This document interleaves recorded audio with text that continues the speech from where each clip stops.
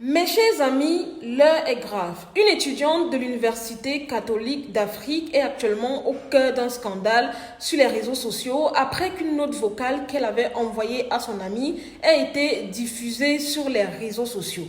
En fait, dans la note vocale en question, elle était en train de remettre en question la mentalité des étudiants d'autres universités, à savoir Ngouaikele et Soa, disant qu'elle ne voulait tout simplement pas se mélanger à eux et que la soirée faite à l'occasion des étudiants de l'UQAC devrait justement rester que entre ces étudiants-là et qu'en aucun cas on devrait inviter d'autres étudiants d'autres universités, à savoir Soa et Ngouaikele, comme je l'ai dit.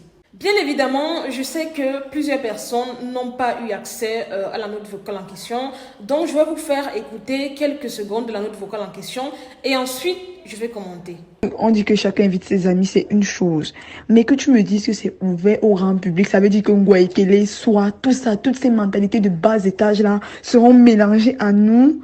Mais ça, c'est pas le parrainage. Dites une fois que c'est une grande fête que l'UQAC organise, parce que le parrainage est censé être entre les deuxièmes années et les premières années. Il n'est pas censé y avoir la populace, la crasse des quartiers qu'on voit en Ngouaikele, tout ça, non, vraiment, ça va ressembler à rien. Bon, ok. Pour vous mettre dans le contexte, chaque année à l'UQAC, on organise une soirée de parrainage que d'autres personnes appellent communément soirée d'intégration.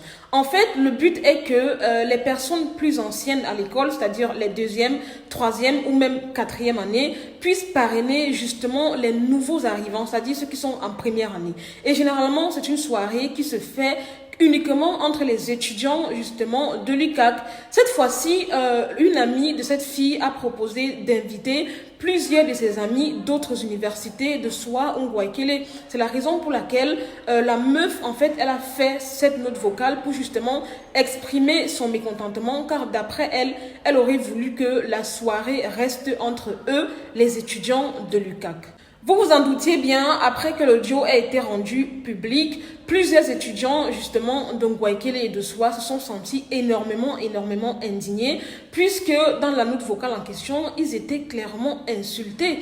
Et c'était tellement rabaissant pour eux qu'ils se fassent traiter de mentalité de basse étage, de populace. C'était vraiment très violent en tout cas.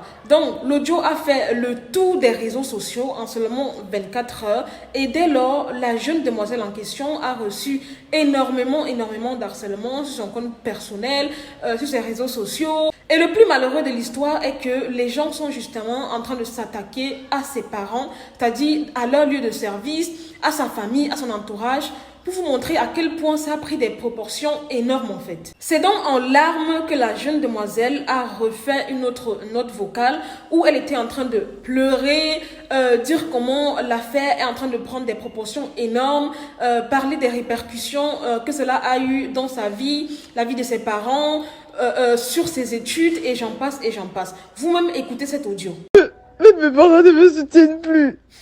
Parce que l'affaire est déjà trop virale et j'ai peur qu'ils aient des problèmes dans leur travail. Et tout ça, c'est la faute de Tida. Elle était en train de parler ici entre nous, il n'était pas obligé de partager ça. J'ai essayé de rester calme, mais je ne sais plus comment faire. C'est comme si je pourrais plus aller à l'école. Alors pour ma part, si on doit commencer par le commencement, je dirais que c'est d'abord très malsain pour la personne qui a rendu cet audio public. Parce que la jeune demoiselle a parlé dans un inbox, elle pensait que c'était une conversation privée. Je peux comprendre que énormément d'étudiants de Ngouaikele de Soa se soient sentis insultés, rabaissés et j'en passe. Mais comprenez que c'était une discussion privée. Tout le monde, que ce soit vous ou que ce soit moi, disons des choses qui ne sont pas du tout catholiques en privé. Ce sont des choses en fait qu'elle savait pertinemment que en public, elle ne l'aurait jamais fait. Elle n'est pas venue sur les réseaux sociaux, allumer sa caméra, commencer à insulter les étudiants, dire combien de fois ils sont ci et ça. C'est une conversation qu'elle a envoyée dans un inbox et c'est justement parce qu'elle avait confiance à la personne qu'elle l'a fait. Donc pour moi, ça révèle à 100% de l'ordre du privé. C'est pas quelque chose qu'elle a diffusé par elle-même, mais c'est quelque chose qui a fuité ou quelqu'un a volontairement partagé cela sur les réseaux sociaux. Et de deux, vous-même vous savez que quand on est gamine, parce que la fille en question c'est une gamine, elle ne réfléchit pas encore. Pour elle, elle a intégré l'université catholique. Pour elle, c'est le summum. Pour elle, enfin, elle a dit que ce qu'elle pensait. Pour elle, Ngouaikele, elle n'a pas envie de se mélanger avec les étudiants de Ngouaikele. Voilà, elle a dit juste comme ça, vu que justement, elle pensait que c'était une discussion qui allait rester privée. Malheureusement, ça a été diffusé et c'est en train de créer de lourdes conséquences dans sa vie, notamment sa famille, ses études, sa santé mentale et j'en passe. Donc, s'il y a quelque chose à retenir, c'est que sachez que c'est une enfant et s'il vous plaît, ne lui en tenez pas rigueur parce que, je le dis et je le répète, c'est pas quelque chose qu'elle est venue mettre elle-même sur les réseaux sociaux. Ça relevait d'une discussion privée qu'elle a eue avec une de ses amies en fait. Normalement, la personne à blâmer dans cette histoire, c'est la personne qui a rendu cet audio public. Je ne le redirai jamais assez. Sincèrement, si vous aimez vraiment cette jeune fille, arrêtez de la harceler parce que elle est jeune, elle a l'air d'être fragile. Vous avez écouté comment elle est en train de pleurer dans cet audio. Honnêtement, ça peut en arriver au pire en fait. Vous ne savez pas ce que l'harcèlement peut causer sur la santé psychologique, morale d'une adolescente en fait. Donc s'il vous plaît, essayons de calmer la chose au lieu de mettre la pression, commencer à l'insulter, blablabla. Essayons de ne pas du tout lui en tenir rigueur parce que comme je l'ai dit et je le répète, nous avons nos discussions privées avec des amis, des frères et sœurs. Et dans ces discussions-là, nous avons tendance à dire tout et n'importe quoi en fait. Et c'est justement parce qu'on sait que c'est des discussions qui révèlent de l'ordre du privé qu'on se permet de dire n'importe quoi. Ça aurait été sur les réseaux sociaux, elle n'allait jamais ouvrir sa bouche pour dire de tels propos. Donc, s'il vous plaît, essayons de lui en tenir rigueur et essayons de tasser la chose pour que ça n'aille pas plus loin. Parce qu'actuellement, elle est en train de recevoir des menaces, de ceci et cela. Après, je peux comprendre que les étudiants de Ngouaikele sont sentis énormément indexés.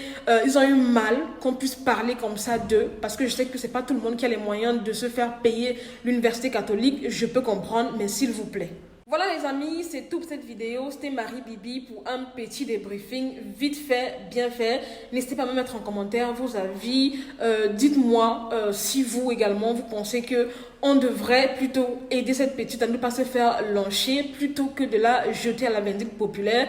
Mettez-le moi en commentaire, likez la vidéo, partagez-la. Ça pourra aider plus d'une personne, pas qu'elle. Abonnez-vous à ma page si ce n'est pas encore fait. Likez, partagez, bref, faites tout ça. Je vous aime, je vous fais de gros bisous et à très bientôt pour une nouvelle vidéo. Bye!